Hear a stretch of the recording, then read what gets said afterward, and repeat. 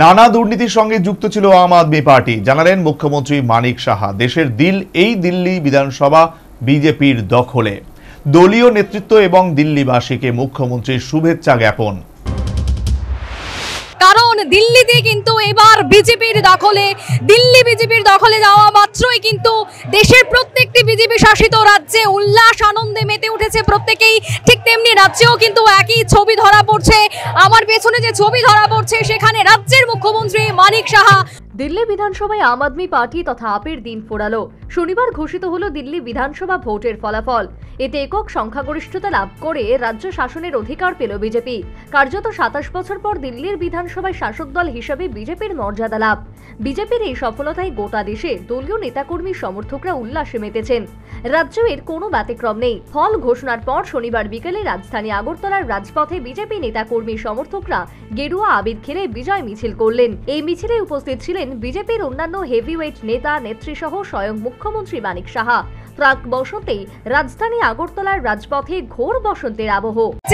ঢাক ঢোল তাশা নিয়ে কিন্তু অকাল দীপাবলিতে মেতে উঠেছে তারা। অকাল দীপাবলিতে দেখা যাচ্ছে যে তারা এবার কিন্তু সামিল হয়েছে। বসন্তের আগেই যেন রাজ্যে বসন্তের ছোঁয়া, এই বসন্তের ছোঁয়ায় গেরুয়ার রঙে কিন্তু তারা রাঙ্গায়। এই মিছিলে যোগ দিয়ে তাৎপর্যপূর্ণ প্রতিক্রিয়া ব্যক্ত করলেন মুখ্যমন্ত্রী মানিক সাহা। বিভিন্ন দুর্নীতিতে যুক্ত ছিল আম আদমি পার্টি। দেশের এই দিল্লি বিধানসভা বিজেপির দখলে তা জানিয়ে উচ্ছ্বাসের সঙ্গে প্রধানমন্ত্রী মোদী সহ দলীয় অন্যান্য নেতৃত্ব এবং দিল্লিবাসীকে শুভেচ্ছা অভিনন্দন জানালেন মুখ্যমন্ত্রী মানিক সাহা। আপনারা সবাই জানেন যে আমাদের দেশের যে দিল সেটা হচ্ছে দিল্লি। সেই দিল্লি আজকে প্রায় 2 ডিকেডের পরে, মানে প্রায় 27 বছর পরে ভারতীয় জনতা পার্টি সরকার সেখানে করতে যাচ্ছে।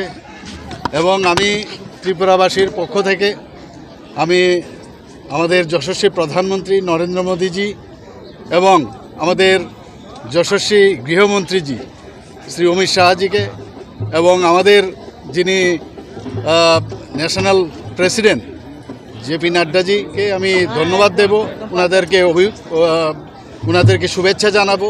আর বিশেষ করে দিল্লিবাসী সবাইকে আমি হার্দিক অভিনন্দন শুভেচ্ছা জানাতে চাই।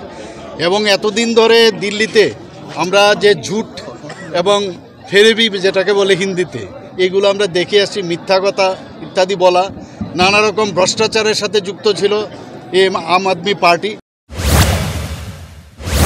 আক্ষরিক অর্থে বিজেপির দিল্লি বিধানসভা দখলের পর গোটা দেশের পাশাপাশি রাজ্যেও বিজেপির নেতাকর্মী সমর্থকদের মধ্যে বিজয় উল্লাস।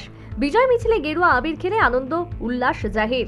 সর্বোপরি 27 বছর পর পুনরায় দিল্লি বিধানসভা জয়ে বিজেপি নেতাকর্মী সমর্থকরা আনন্দিত উল্লসিত। Bureau report, news vanguard.